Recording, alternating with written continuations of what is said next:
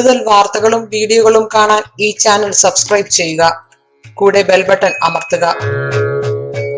നമസ്കാരം. ഏഷ്യാനെറ്റ് ടിവിയുടെ എപ്പിസോഡിലേക്ക് എല്ലാ പ്രേക്ഷകർക്കും ഹൃദയം നിറഞ്ഞ സ്വാഗതം. ഇത് നമ്മുടെ വിഷയം ഇത്രമാത്രം ചെയ്താലും മതി. മുടങ്ങിയ വീട് പണിയും വീട് എക്സ്റ്റൻഷനും ഉടനെ നടക്കും. അപ്പൊ നമുക്ക് ഒരു വീട് പണി മുടങ്ങണമെങ്കിൽ, അല്ലെ വീട് എക്സ്റ്റൻഷൻ തുടങ്ങിയിട്ട് മുടങ്ങണമെങ്കിൽ പല കാരണങ്ങളും ഉണ്ടാവാം. സാമ്പത്തിക വിഷയം കൊണ്ടാവാം, അതിര് പ്രശ്നങ്ങളും ഉണ്ടാവാം, ശത്രുതാ ദോഷങ്ങളും ഉണ്ടാവാം, അങ്ങനെ പല ദോഷങ്ങളും അല്ലെ പല ദുരിതങ്ങളും ഉണ്ടാവാം. നമുക്കതൊക്കെ ആദ്യം ഒന്ന് പ്രശ്നം വെച്ച് നോക്കിയിട്ട് ഞാൻ ഈ പറഞ്ഞ കാര്യങ്ങളൊന്ന് ചെയ്യുക. മറ്റ് ദോഷങ്ങളൊന്നുമില്ല. ചിലപ്പോൾ എന്തെങ്കിലും ദശാസ്ത്രത്തിലൊക്കെ ചെറിയ പ്രശ്നങ്ങളാണെങ്കിൽ, ചെറിയ വഴിപാടുകൊണ്ട് തീരാവുന്ന വിഷയങ്ങളൊക്കെ ആണെങ്കിൽ നമുക്ക് അതിനെ ഒന്ന് നോക്കണമെന്ന് ഞാൻ പറഞ്ഞു. അത് നോക്കിയതിന് ശേഷം ഞാൻ ഈ പറഞ്ഞ കാര്യം ചെയ്തു കഴിഞ്ഞാൽ എത്രയും പെട്ടെന്ന് നമുക്ക് പെരമണിയായാലും വീടിൻ്റെ എക്സ്റ്റൻഷൻ ആയാലും വീടിൻ്റെ മുഴുവെടുപ്പിക്കായാലും എല്ലാം പെട്ടെന്ന് നടക്കും. എന്താണെന്നല്ലേ, നമുക്ക് ആദ്യം വസ്തുവിൻ്റെ, അതായത് ഫൗണ്ടേഷൻ കിട്ടിയെങ്കിൽ വീടിൻ്റെ 4 മൂലയ്ക്കും നടവാതയ്ക്കും ഓരോ പിടി മണ്ണെടുക്കുക.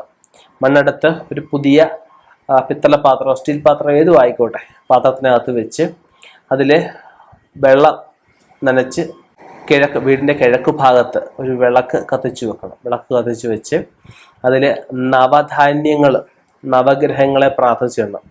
ഒരു നുള്ള ആദ്യം ആദിത്യായ നമ, അല്ലെ രവേ നമ, ഓം. രണ്ടാമത്തേത് ഓം ചന്ദ്രായ നമ, മൂന്നാമത്തേത് ഓം കുജായ നമ, നാലാമത്തേത് ഓം ബുധായ നമ, അഞ്ചാമത്തേത് ഓം ഗുരവേ നമ, ആറാമത്തേത് ഓം ശുക്രായ നമ, ഏഴാമത്തേത് ശനീശ്വരായ നമ, എട്ടാമത്തേത് ഓം രാഹവേ നമ, 9ാമത്തെ ഓം കേതവേ നമ.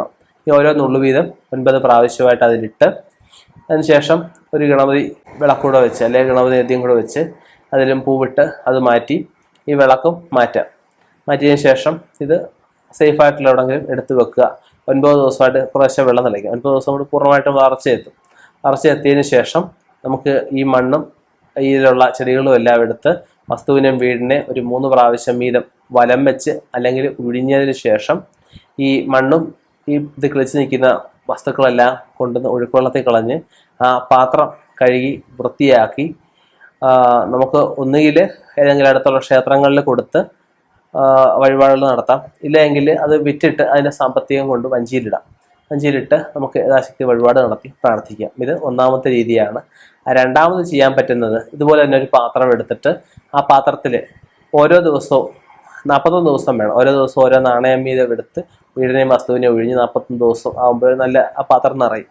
ആ പാത്രവും നാണയവും അടുത്തുള്ള ക്ഷേത്രത്തിൽ ഏത് ദേവനാണോ, ശിവനാണ് നീലപ്പട്ട്, ശാസ്താവാണെ കറുത്തപ്പട്ട്, വിഷ്ണു ആണെ മഞ്ഞപ്പട്ട്, ഗണപതിക്കും മഞ്ഞപ്പട്ട്, ദേവിമാരേതായാലും ചുമലപ്പട്ടും വെള്ളപ്പട്ടും ഉത്തമമാണ്. അപ്പം അങ്ങനെയുള്ള ഏത് പട്ടാണോ അതിനകത്ത് വെച്ച് പൊതിഞ്ഞ് അവിടെ കൊണ്ട് കൊടുത്ത് ഒരു ദിവസത്തെ പൂജ നടത്താം.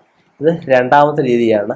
3ാമത്തെ രീതി, മുടങ്ങി കിടക്കുന്നതിന് പരിഹാരമായിട്ട് വസ്തു വെച്ചിട്ട് നമുക്കൊരു ഗണപതി ഹവനം നമുക്ക് വീട്ടിനകത്ത് വെച്ച് നടത്തണ്ട. വീടിന് പുറത്തങ്ങനെ ചെറിയൊരു പന്തല്, വീട് പണി മൊത്തം പൂർത്തിയായ ശേഷമേ ഗണപതി ഹോമം വാസ്തുവിലിയൊക്കെ ചെയ്യാൻ പാടുള്ളൂ. പുറത്തങ്ങനെ ചെറിയൊരു പന്തല് വല്ല ഇട്ടിട്ട് ഒരു ഗണപതി ഹോമം, അഷ്ടലക്ഷ്മി പൂജ, അതുപോലെ ശത്രുതാ വിഷയങ്ങളുണ്ടാണെങ്കിൽ ശത്രുസംഹാര ഹോമം, അങ്ങനെ എന്തെങ്കിലും ഒരു ചെറിയ പൂജയും കൂടെ നടത്തി അതിലുള്ള തടസ്സത്തിനുള്ള വിഷയങ്ങളെ നമ്മൾ ആവാഹനം ചെയ്ത് മാറ്റിക്കഴിഞ്ഞാൽ നമുക്ക് തീർച്ചയായിട്ടും ആ പണി മുന്നോട്ട് പോകും. അപ്പോൾ വിഷയങ്ങളൊന്നും ഇല്ലെങ്കിൽ ഞാൻ ഈ ആദ്യം പറഞ്ഞ 2 രീതികൾ ചെയ്ത് കഴിഞ്ഞാൽ പണി പൂർത്തിയാവും. 90 ദിവസം, 3 മാസത്തിനകം പണി പൂർത്തിയായി നമുക്കവിടെ കയറി താമസിക്കാൻ പറ്റും.